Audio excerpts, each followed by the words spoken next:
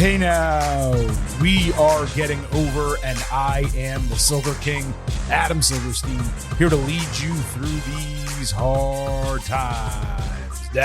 With a special bonus WWE edition of your favorite professional wrestling podcast. That's right, Getting Over is back here on Saturday morning, and we're unfortunately here only for one reason: to share information about a string of releases that have come to WWE, affecting both the main roster and the developmental roster.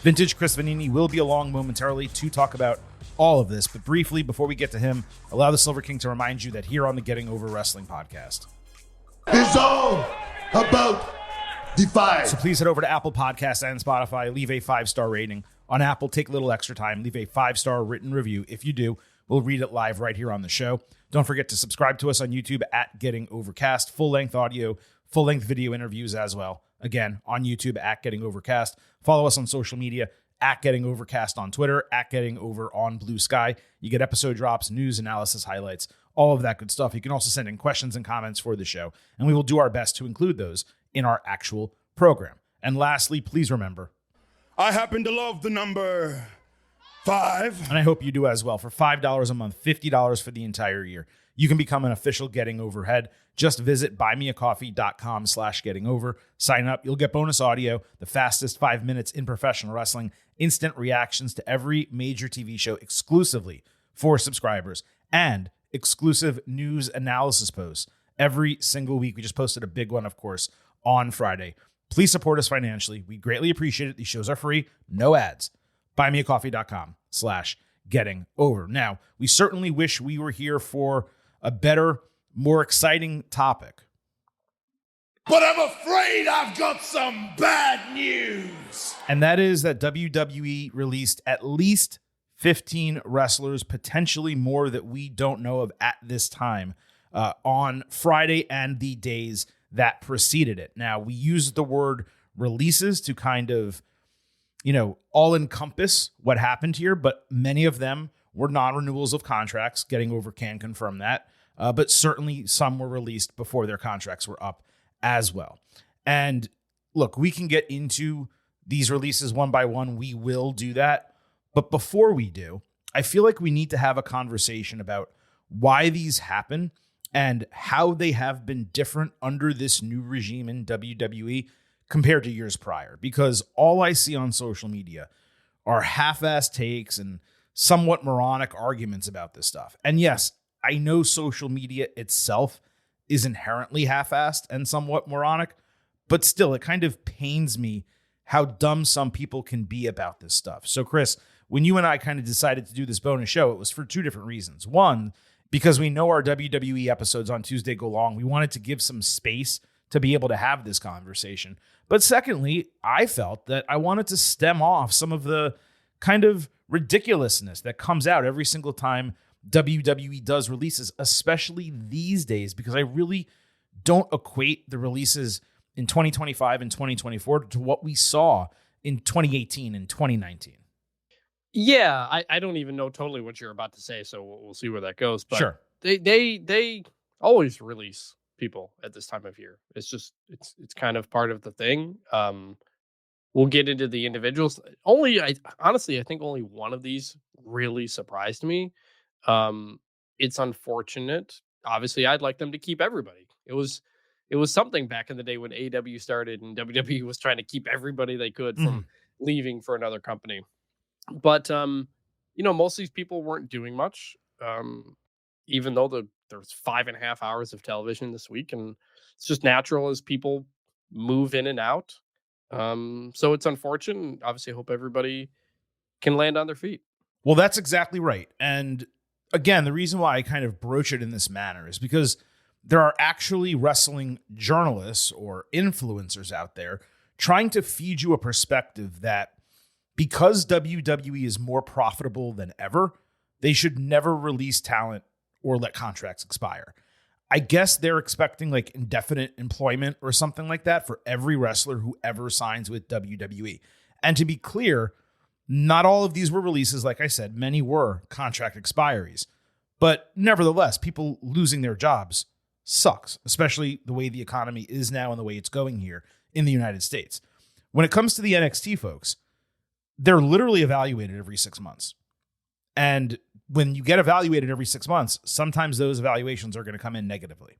So let's talk about the reality of the situation. Number one, TKO, yes, it is a publicly traded company, and its goal is to show as much profit as possible every single quarter. And two, this is way more integral to our actual conversation here. WWE is presently employing more wrestlers than it has at any time during its entire history by a wide margin. And I'm not talking about the main roster talent alone, but wrestlers throughout the entire organization.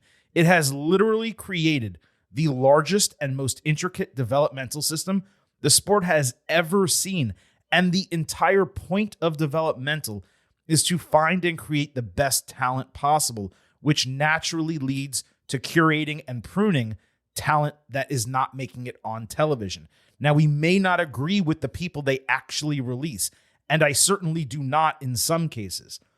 But WWE is not releasing talent flippantly these days, which is why it is so different from the past. Remember when you would get like a string of 20 main roster releases and you would see Swerve Strickland or Aleister Black or Bray Wyatt and Braun Strowman when he was healthy, and you would say, what the F are they doing? That's not really the case these days. Now, WWE releases talent for two primary reasons, and everyone needs to understand this. Either they aren't being used on TV and they're not going to be used on TV, or WWE does not see a long-term future with them. I promise you, they are not biting off their nose to spite their face. There's neither a salary cap nor a roster cap in WWE. But at the same time, they simply cannot be expected to keep everyone employed endlessly. It's a nonsensical contention. If you want your favorites from NXT to get called up to the main roster, and you are happy that Penta and Rey Fenix got signed, well, guess what? They're taking spots and they're taking TV time. Chris, you and I both work in sports, and granted, professional teams do have those types of caps I mentioned, but they do not just keep players indefinitely. They extend their best talents, they bring up their best reserves, and they release those who they deem not talented or capable enough of making the team. Now, all of those athletes are on contracts too, and they're getting released from their contracts. The differences are that athletes have collective bargaining agreements, and the best ones do get guaranteed money. Not even the best ones. Many of them get guaranteed money. There's no doubt about that, and we know that sucks for wrestlers. It always has, and unfortunately, it probably always will. But still, the base level situation of talent coming in and going out is the same. And it kind of boggles my mind that people cannot separate their emotions from reality and just understand that. You don't have to like it, but you have to understand it. Yeah, I was surprised, especially like you said, because of the names, and not to be disrespectful, but there wasn't maybe one on this whole list where I was really surprised. It used to be, wait, why are they getting rid of Aleister Black or Bray Wyatt or all that stuff? Like, this is just part of the normal cycle. This is what every company does, even companies that make a lot of money. Yeah. So I mean, and we don't have to get into it, but another thing going on at WWE is that they are releasing a lot of WWE employees from the merger into TKO, people behind the scenes, people in administrative roles and that type of stuff. And I don't know if it's true, but Jonathan Coachman had said yesterday that if there's a UFC person and a WWE person that do the same job, they're more often taking the UFC person. I don't know if that's true. I don't. They're taking the better person. They're not necessarily taking the UFC person. Yeah, so that's bullshit. Even some of the people you and I interact with at the company have changed a little. Dude, I checked with multiple people yesterday. Like, you good? Like, Sanka, you good? And or Sanka, you dead? I guess is really the Cool Runnings reference.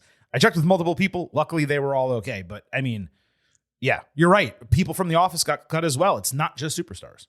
Yeah, and that's part of a merger with the company. And so, yeah, again, this is what happens in business. It's also not just part of a merger with a company. It's part of business. Like, I'm not going to speak to our companies, but let's say our competitors, ESPN, as an example, they cut people all the time, and they do mass rounds of layoffs. And there have been major names, $1 million talents that they just cut, and they're on contracts, and they just decide, we don't want you anymore. Like, this is what happens in life when you're an adult. It sucks. People lose jobs, and it really, really blows. Also, I just wanted to kind of follow up with this, and then we'll move on to the, individual by individual breakdowns here. I mentioned Penta and Phoenix. Don't forget, WWE just recently signed Stephanie Vaquer, Julia, Jordan Grace, Ricky Saints, Aleister Black, Rusev. So they're not only relying on developmental for talent, they're actively signing high-dollar free agents as well. And for those who are going to make the argument, well, WWE wouldn't have to release talent if Logan Paul and Pat McAfee weren't taking spots on TV and PLEs. Well, yeah, those two this month are indeed taking time and matches that would go to others. No question about that. But they're not exactly stealing it from the people who got released. Plus, WWE doesn't feature them like willy-nilly for no reason. They believe, business-wise, that Logan Paul and Pat McAfee extend their viewership and move their business forward. And given the increases of 18 to 49 males, it's really tough to argue that they're not. Now, they may not be the type of people you want watching WWE, even though, that's our category, right? We're 18 to 49 white males and we watch this company. But nevertheless, those people are important for business, and they were an area where WWE was losing for a while. So again, we can all be emotional and angry at certain decisions that were made and feel empathetic for the humans who are losing their jobs here, including a few people that I've interviewed on this show and I've spoken to personally. Trust me, I am not happy about it. But let's also not act like children who got our toys taken away because our parents were ready to go to bed. You may not like the reason, but it's legitimately a natural course of doing business in sports and entertainment. And it's exactly what one should have expected, not just because of people getting called up from NXT, but all of these recent free agent signings that WWE has put on its books. Plus, if they weren't released, Chris, they still wouldn't be getting used on TV, most of them. So then you'd be complaining about that. Well, you're giving me the sign to move on, so that's exactly what I'm going to do. Let's go release by release here and discuss them individually. Dakota Kai. You all know how I feel about Dakota, and I'm furious. This right here is bullshit. Now, I'm not going to sit here and tell you this is like a Swerve level dumb release, because that was an all-timer, and I nailed that one from the very beginning. And as I mentioned a bit ago, WWE is not really releasing talent in that manner these days. As much as I do like her, she's not comparable to Swerve or Toni Storm in terms of her ceiling. However, it is nevertheless idiotic to cut Dakota. And I am infuriated personally as someone who watches and follows this product. Not only is Dakota immensely talented in the ring, she was beloved backstage. Injuries slowed her down a little bit from her peak, but she had worked real well in her singles against Lyra Valkyria and as a tag team with Io Sky both this year. It seemed like she was gaining momentum in that Intercontinental title feud. I was okay with her not getting used on the road to WrestleMania because she didn't have a match scheduled, and that's just what happens. But she also could have been fodder for like Bianca Belair or Rhea Ripley, as opposed to those repetitive segments where all three of them were in the ring every single week. But this remains nonsensical to me. She easily could have been in a tag team with Kairi Sane or continued operating in the women's mid-card. If I had to guess, I'd say she's a victim of circumstance at age 36. Yes, I know she doesn't look a day over 30. It's crazy, but WWE bringing in Julia and Roxanne Perez and others from NXT, it means they probably only have so much space. That still doesn't make it any less ridiculous to release Dakota. I'm confident that she will land on her feet more than anyone else that we're going to mention today. And I truly hope it's not AEW, solely because I worry that she will get lost in the shuffle there like she did in WWE. The best case scenario for Dakota is working in the main event of TNA, actually getting her deserved time in the sun atop a division. That division badly needs top-tier talent, and she is a top-tier talent. She could easily be the Knockouts champion in that company. And given their relationship with WWE, maybe that could still be an open door down the line, but she deserves to get a real chance somewhere because she has the personality and charisma and in-ring skill And I want all of you to remember as well, she was one of the first 2 people that Paul Levesque signed when he took over WWE Creative. He re-signed Io Sky, got her on a main roster contract, and he brought back Dakota to create Damage Control. So if you think, well, Triple H didn't like her, no, he did like her, but as a boss, sometimes you do have to make tough decisions. It seems like this was one of those. It pains me nonetheless. Yeah, I mean, this wasn't a surprise to me just because she hasn't done much on TV for a while. I feel like the last notable thing was it was her and Lyra for the IC title, right? Mm-hmm. Initially. And that was what, January? It was in the finals and there was a rematch. I believe it was January. Yeah, but it's now May. New people have been called up post-Mania, which is what normally happens. And the injuries, not only to her, but to other people didn't help. Because when Bayley left Damage Control never could keep going because everybody kept getting hurt. Asuka and Kyrie and all that stuff. And so literally everyone got hurt in one way or another. Yeah, except for she Io. was like still part of the group, but then there wasn't really a group and there wasn't much going on. Yeah. I'm not the highest on her, but I also didn't watch her in NXT, so I don't know her. Right, you don't have the emotional attachment to her that a lot of fans do. And so it's just my natural spot. But it was a tough circumstance. I didn't know she was 36. Shoot, I would have guessed younger than like 28. She looks like so young. It's crazy. I know. Yeah. But obviously hope she lands somewhere. I do as well. You actually made me, by saying that, Google to double check that I didn't get it wrong. And she's not like 26. No, she is 36. And it's crazy because she really doesn't look it at all. And she doesn't move like it either. She looks like a young wrestler out there. And look, 36 is young, especially. I can say that because I'm older than that now, which sucks. But you made a great point, though, about Damage Control. All 3 of them getting injured in succession, different levels of injury. They very well may have been pushed strongly as a group. And plans just had to get completely thrown out the window. And when something like that happens, that's when someone can be on a chopping block like that because you don't see them on TV. They're not getting used. But the fact that they had her in the finals of the Intercontinental Championship tournament, they said, this woman is one of our top 2 mid-carders on Raw. And then 3 months later, she's cut. I really find that tough to stomach. I do. Kaden Carter and Katana Chance. Obviously a crushing blow. I've been a truther of the KCs since day 1 in NXT.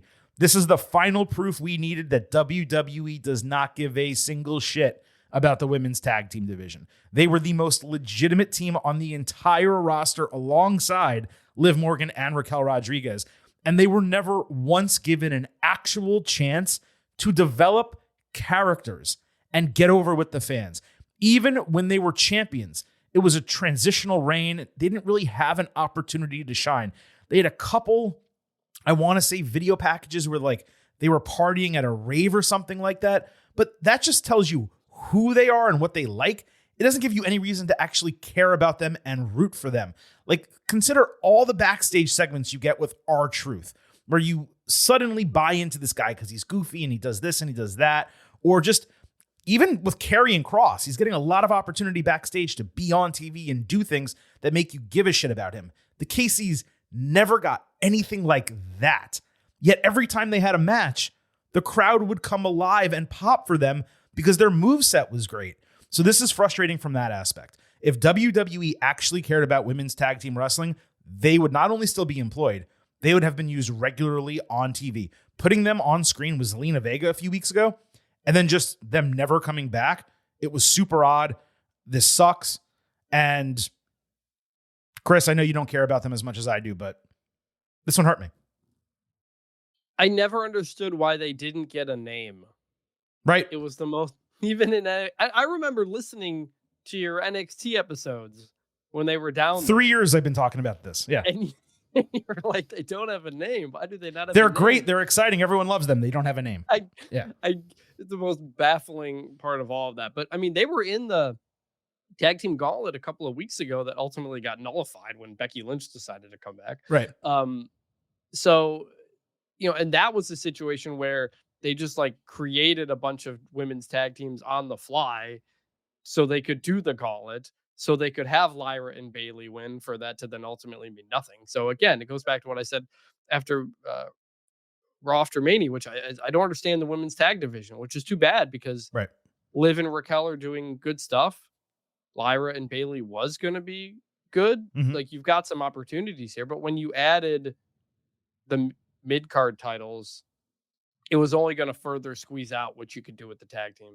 Totally. And in the tag team belts for pretty much their entire history have just been partially for singles wrestler storylines. You know, Sasha Bailey and Jade Bianca, and it's kind of just what they are. So the lifespan of women's tag teams does not seem like it's going to be strong, which is too bad. Over the last 5 years, there have been individual 3-month period of times where you would look at the women's tag team division and say, oh, they're doing something.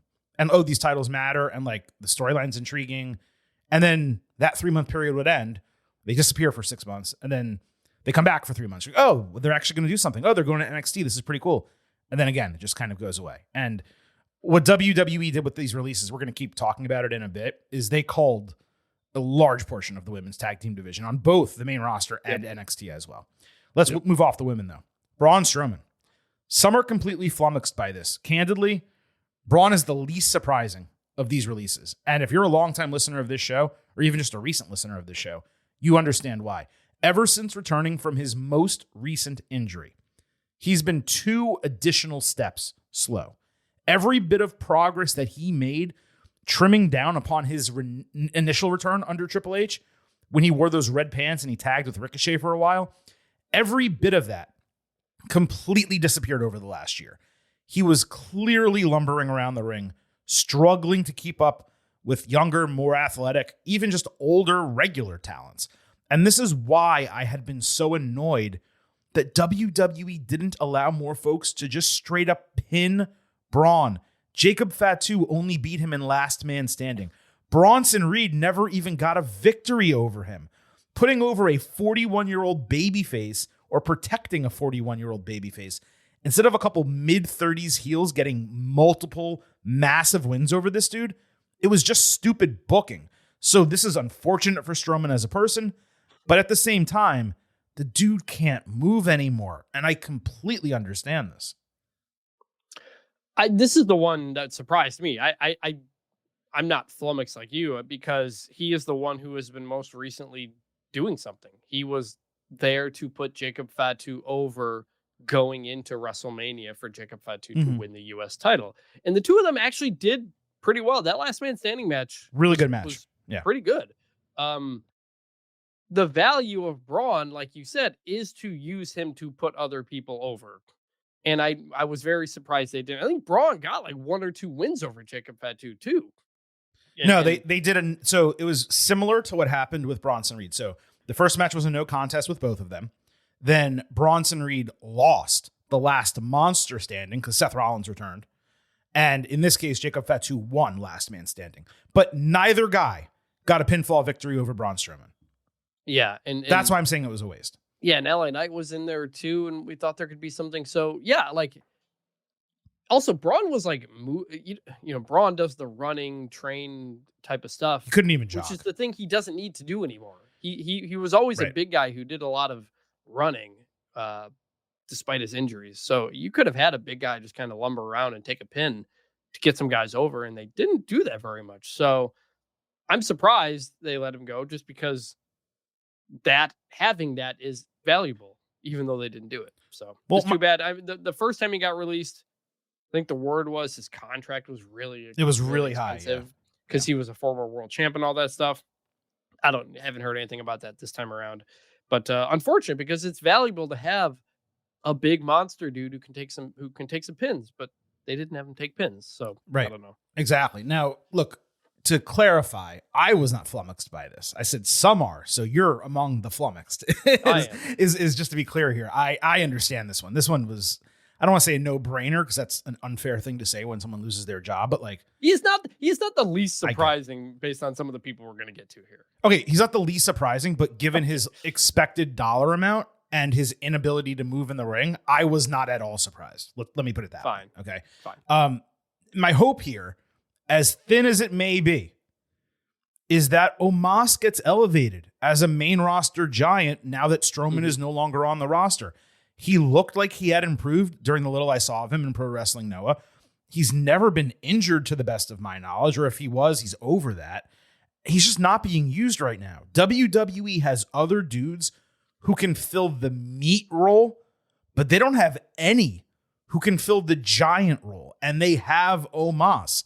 So with Strowman going out, I hope Omos comes in, and again, it may be a thin hope, but that's kind of where I stand here. They have this dude that they can take off the bench. He's literally on the bench.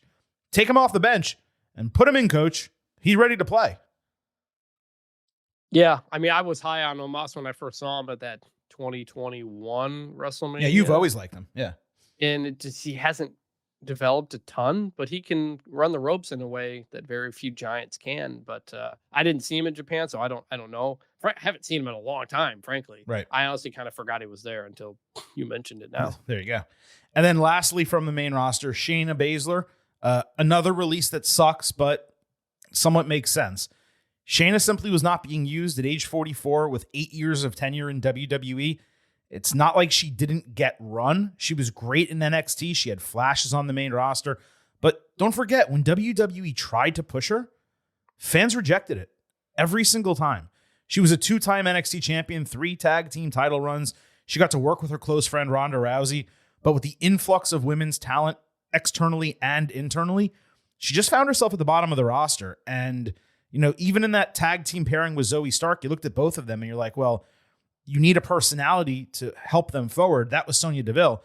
She already got cut. Zoe by far is the best wrestling talent of the 3. She's still there. We don't know what's going to happen with her, but getting rid of Shayna here, it's tough to say it didn't make sense. Yeah, unfortunately, not a surprise. Like you mentioned, her age, she'd been with the company for a while, wasn't really doing much.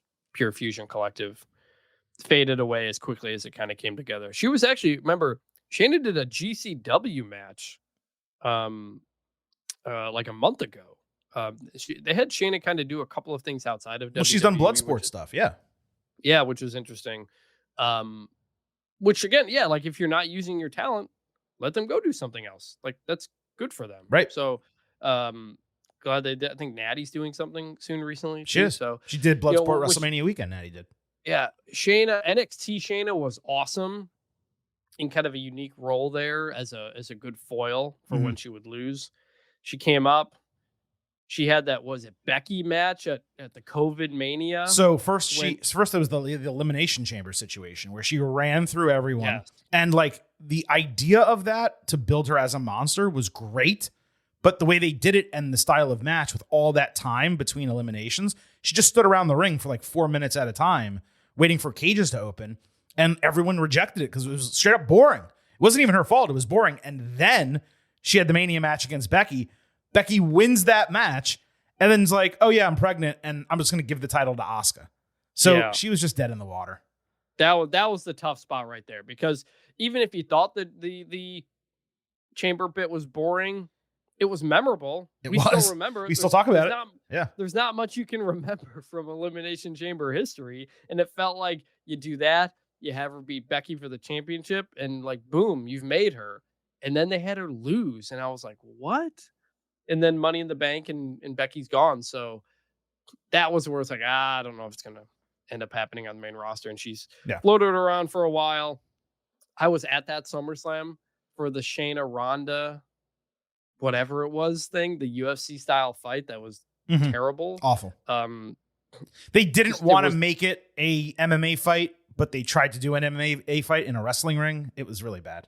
Yeah, and that was too bad. But, you know, look, good for someone who, you know, she was one of the first women, maybe the first, to make that mixed martial arts. She was, pro wrestling transition in that way, and open the door for some other people. So, and she had a good MMA career before that. Legendary. She really was a trailblazer. Yeah. In a lot of ways. So people should respect what she's done historically. And don't know what's next for her, but it was a good run.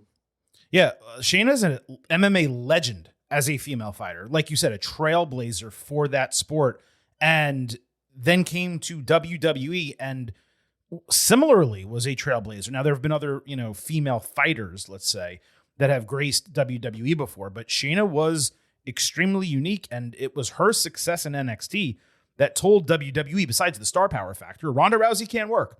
We can get her over and we can sell tickets with her. And then they did. Now, it ultimately failed when she came back the second time. But the first time, Ronda worked. And a large part of that was Shayna kind of paving the way and showing that it was possible. So you're right. She does deserve a lot more credit than she gets in both worlds. And, from all I've ever heard about her is people loved her backstage. So again, another kind of backstage situation where, how are they going to kind of repair and respond to that? Shayna, and I'm not saying anything about the others that I didn't talk about in this way, but I know for a fact that Shayna and Dakota Kai were immensely well-liked by their peers. So now everyone else we're going to talk about right now comes from NXT and the developmental system. Chris, I know you may not have a take on all of them because you only watch so much NXT and know so much about developmental, even though you've done a lot of reporting on that type of stuff. So please just cut in anywhere that you have. Otherwise, I'm going to power through some of these. But Cora Jade, of all the NXT releases, easily the most notable, easily the most surprising. Cora had a lot of internal support given her friendship with Roxanne Perez, her growing relationship with CM Punk. Her idol, to be clear, is April AJ Lee, CM Punk's wife. And of course, Cora and Roxy have been best friends for years. She's only 24. So there is plenty of opportunity ahead for her, including coming back to WWE. But the torn ACL about 15 months ago, it clearly slowed her down upon returning to TV last October. The deal with Cora is that she had 4 years in NXT, and frankly, she wasn't close to being ready for the main roster. She might one day. She's not now. And those are the type of people in developmental that WWE cuts. Now, Cora recently made a couple TNA appearances. I think it was over the last few months. I could 100% see her going to TNA for 2 years, developing, possibly leading that knockouts division, remaining healthy, and then returning to WWE. I would not at all be shocked if that's her trajectory. Yeah, when I saw this, I was like, man, she's still so young. I had to look it up. Yeah, 24. I mean, she joined WWE when she was probably, I think, 20 years old. Yeah. And she always seemed like the next young thing. But suddenly 4 years go by and it hasn't happened yet. And you have new people coming in, you do start to wonder how long you can hold on there. And actually, when I talked to Triple H at the WWE tryout before WrestleMania 38, he had made the point. He was like, nowadays, we used to bring somebody in and they'd have so much time to figure it out.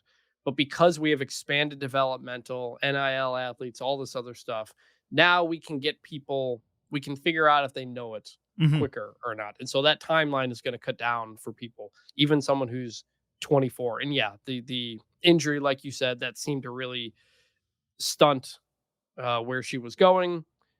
Still a bright future here. A lot you can do. A lot of potential future here, obviously, for Cora. Yeah, no question. And that's why I believe TNA would just be so good for her. It keeps her kind of on the outskirts of the WWE ecosystem. Clearly, she has support within the organization. She could very much work there for 2 years, come back like Naomi did, but at a much younger age and walk in as a star potentially, or at least with star power and star quality. And, I believe in Cora. I think she can get there. But frankly, you look at her and Roxy, and it's night and day. Roxy had been ready for the main roster for a year. Cora is at least 1 to 2 years away. And when you're in developmental for 4 years, they're not going to keep you for 6. That's just not how it's going to go. By the way, this does explain the storyline with Roxy that progressed through Stand and Deliver. Then it suddenly got dropped, and now Perez is teaming with Julia. Clearly now we know why. Gigi Dolan, she never made much progress in WWE. She was the third wheel in Toxic Attraction, and then the third most notable talent in the brief group with Tatum Paxley and Shotzi. I always liked Gigi, but she was simply passed over by a lot of her peers. A main roster call-up alongside Tatum as a tag team, I thought that was coming, and it would have made total sense, especially given others who were released, and especially given they just wrestled for the titles in WWE and TNA. But it's clear WWE just did not feel like she's in their long-term plans. It's kind of tough to argue. She's someone I could have seen going to AEW, but given her fiance is in TNA, if they're going to take her, then that would be the obvious move. One of the reasons I keep mentioning TNA, just so everyone is clear, is they badly need to add talent to their women's division. And if they were to bring in Dakota, Cora, and Gigi, that would be a really nice start. And by the way, now that I say that, TNA has legitimate women's tag team titles. It would also be a fit for the KCs now that I think about it. So if you take those 5 women, if you're TNA, all of a sudden you're getting a lot of attention on your division and you're adding a lot of talent to it. That's what I would do if I was them. That is an interesting dynamic that WWE has never had before, which is we can release people, they can go to another company, and we still kind of play a role in potential stuff with them. I mean, like Dolph Ziggler, the Hardys. It's interesting. Dana Brooke wrestled a match on WWE, or she didn't wrestle a match. She interfered in a match on WWE TV with her new name, Ash by Elegance. It was weird. Yeah, no, it's interesting. Toxic Attraction back in the day was great. And then Mandy Rose obviously drops and loses the title because of the OnlyFans stuff. And the two, Gigi Dolan and the other person, JC Jane, never quite get. JC Jane seemed to never quite get back to that level of prominence, even though obviously Gigi was in some big tag team matches. Just another person where she's been in WWE since 2021, and it's now 2025. And if you haven't made it up at this point, your time's probably pretty short. I'll quickly follow up here. The group of Gigi, Tatum, and Shotzi, it was kind of great while it lasted. Tatum's going to be fine, I presume, because her talent is immense and the ceiling for her is crazy high. But Shotzi tweeted a couple days ago indicating she may have been released. That has not been reported as of this show. We cannot confirm as much either. But if Shotzi is also gone, it's unfortunate. She did get a few chances.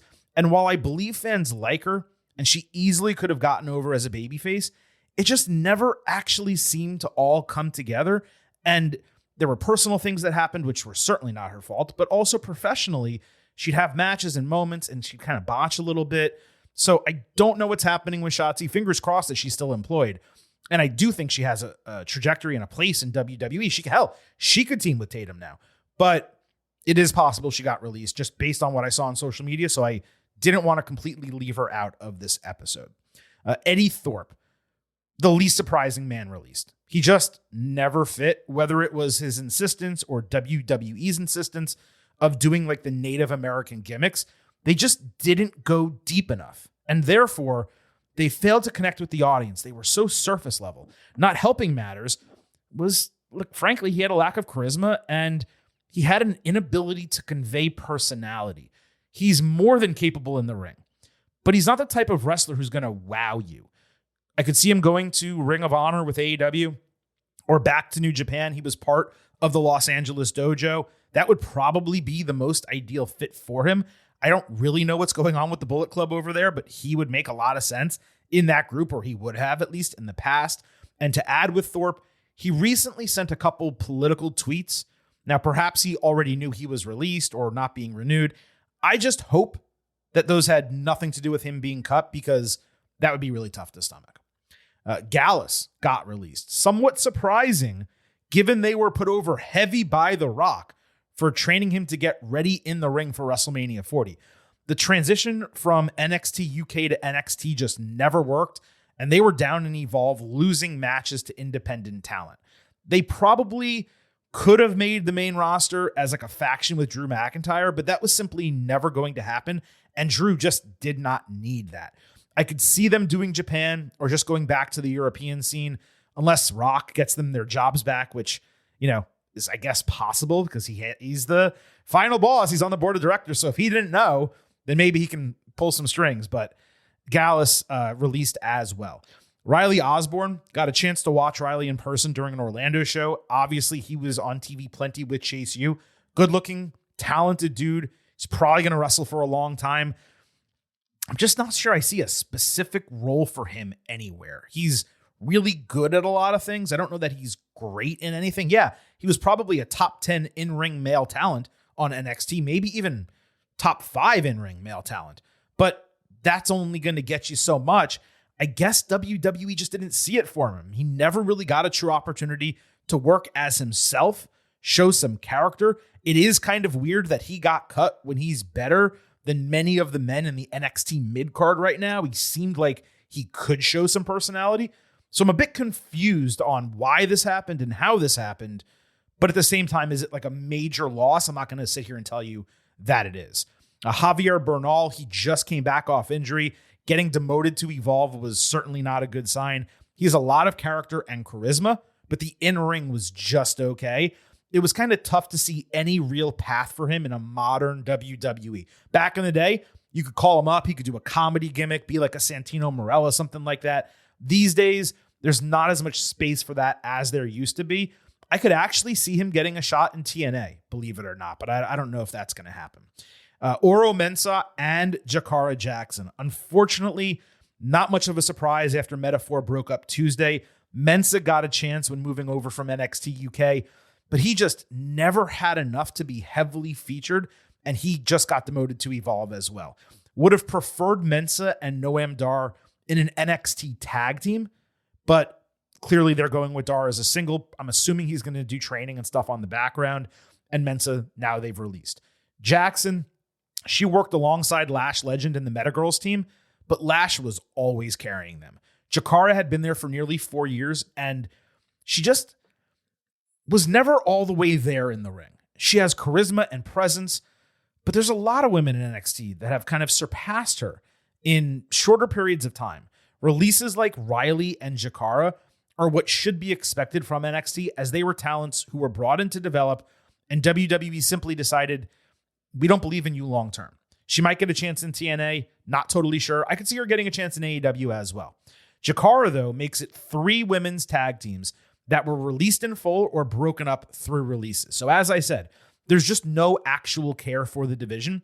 WWE, they really need to either get that together or do what I've been saying for a long ass time, which does seem more frequent these days. They're doing better at it, but team up women as friends who otherwise operate as singles. Let them do both simultaneously, but have a wider variety of pairs to rotate between. That way, most people are regularly used on TV, even when they're not contending for a singles title. In fact, the women's tag team titles, you can make an argument they should be moved to NXT for this very reason. It's a sensible way to get main roster talent into NXT while developing more women on that show without the main roster needing to fit the titles into the TV time when they now have the 2 women's mid-card championships. But Chris, Oro Mensah, Jakara Jackson, Metaphor completely broken in half. Your thoughts? Well, they used to have NXT women's titles, didn't they? Yeah, and they merged them with the main roster one. They merged them back in. But to be clear, the reason they did that was the WWE main roster women's tag team titles were supposed to rotate between all 3 brands. They didn't. Vince McMahon said, F that. We're just going to keep them on Raw and SmackDown. So NXT is like, all right, we're going to have our own titles.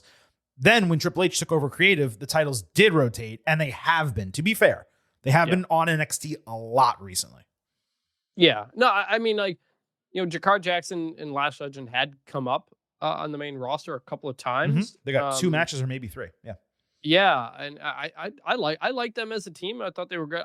The Metaphor thing was kind of whatever, but the 2 of them as a tag team was good. But at some point, Lash Legend, if she's gonna be what they think she can be, you're gonna have to do that on your own anyway. Mm-hmm. So that was probably a matter of time. Yeah, her ceiling is crazy high, Lash Legend, and I think I said this somewhere. If I didn't, I'm gonna say it now. Bring up Lash Legend. Make her the heavy for Naomi. And that's how you combat Jade Cargill. You bring Bianca Belair back. You have tag team setups and stuff. And now you have Naomi and Lash as a legitimate tag team, while simultaneously Naomi can go after the singles division. That's what I would do if Silver King had the pencil. That's all I'm saying. Yeah. And then lastly here, Dani Palmer. She really flashed when she debuted on NXT, but after suffering an injury and frankly following some real strange political rants on social media, she wound up returning on Evolve, and she just looked like a shell of herself physically and athletically. It was a strange presentation shift going from like happy-go-lucky gymnast to like red shirt, washed jean shorts wearing country girl. I don't even know what they did with her, but this leads me to believe there are more releases than we actually know about, likely the culling, no pun intended, of some developmental talent. So we're speaking here about 15, 16 people, but it very well might be 20 to 25. And it's just names that we haven't seen or don't know about. So I just wanted to mention Dani. Chris, to wrap all of this up. Real quick, by the way, Danny Palmer was at that tryout that I covered in Dallas back in the day. So it's kind of all of a sudden come full circle. I saw her make it. Right. And now she's already gone. That was, I guess it was 3 years ago at this point. So, yeah, she seemed to have potential, but I know she got hurt and that hurt things. And some of the weird political stuff last year was weird. But, and she also did tweet. She's like, this is the end of my athletic career. Or she posted on Instagram. So this was it for her. Like, yeah, and she was a fitness instructor. Like, she was NCAA champion, I think, like gymnastics. I think tumbling or something. Tumbling, maybe. So yeah. So she was she really stood out at that tryout that I was at. Her athletic ability was clear. You could see what they liked, but just didn't all come together. But I mean, you put her like side by side with Sol Ruca, and she has the same kind of background, but she has star potential. Like, she has main event WrestleMania potential. And Danny Palmer just doesn't. And not everyone's going to be a main eventer, but at the same point, you need to be able to see where they're going to be able to go with you. And with Danny, just didn't really feel like there was anywhere to go, especially when she came back from injury. So look, wrapping all this up, my goal here is certainly not to shade anyone or put names out there, but I will say I'm particularly surprised that 3 people that I'm going to mention here were not released. And this is just based on like trajectory and things that have or have not happened on television. Nikita Lyons, Ridge Holland, Ashanti the Adonis. Lyons got demoted to Evolve, which I presume is now her last chance. But man, she's been straight up awful in the ring her entire career. She suffered multiple knee injuries, and she can barely go out there already, and she's still young. Holland has barely been seen since the Chase U breakup. Don't know what they're doing with him. Adonis had only been used alongside Carmen Petrovic in NXT recently. Cedric Alexander was previously brought to NXT and released, so similarly with Adonis. I don't understand that. Maybe it's a contract expiration situation. Again, I'm not saying they should be cut. I don't believe in that. I'm just saying I'm surprised they were not this go-around, given the circumstances and given some of the other people who were also released.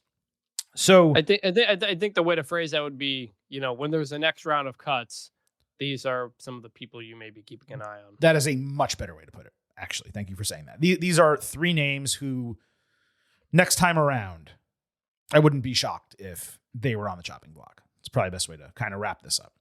But Chris, tough situation here. We never like seeing people lose their jobs, and certainly some that we enjoy and have enjoyed watching in WWE for multiple years. One of the reasons, like I said, we did this on today's show is because Tuesday here on the Getting Over Wrestling podcast, we're going to have your WWE Backlash Ultimate Preview, and we wanted to do everything we possibly could to avoid another 2+ hour episode. We'll see what happens on Tuesday, but that was the intention here of doing this separate, also giving you guys some additional content over the weekend and addressing a, breaking news story here that happened in the world of WWE. But we will be back Tuesday with that WWE Backlash Ultimate Preview. Thursday, we'll talk NXT and AEW. And then next Saturday, your WWE Backlash instant analysis on the way out here. Allow the Silver King to remind you that here on the Getting Over Wrestling podcast, it's all about Defy. So head over to Apple Podcasts and Spotify. Leave a 5-star rating, especially on Spotify. Please leave that 5-star rating. On Apple, take a little extra time. Leave a 5-star written review. If you do, we will read it live right here on the show. Subscribe and follow us at all these places. YouTube, at Getting Overcast. Twitter, at Getting Overcast. Blue Sky, at Getting Over. The latter 2 on social media. You get episode drops, news analysis highlights, and all of that good stuff. Please also remember, I happen to love the number 5. and I hope you do as well. $5 a month, $50 for the entire year. You can support the Getting Over Wrestling podcast and become an official Getting Over head. Visit buymeacoffee.com/gettingover. You'll get bonus audio, the fastest 5 minutes in professional wrestling, instant reactions to every major show, and exclusive news analysis posts every single week. Get that. Support us. buymeacoffee.com/gettingover. And that wraps up this edition of the Getting Over Wrestling podcast. For Vintage Chris Vanini, this is the Silver King, Adam Silverstein, signing off and leaving you with just 3 final words. Bye for now.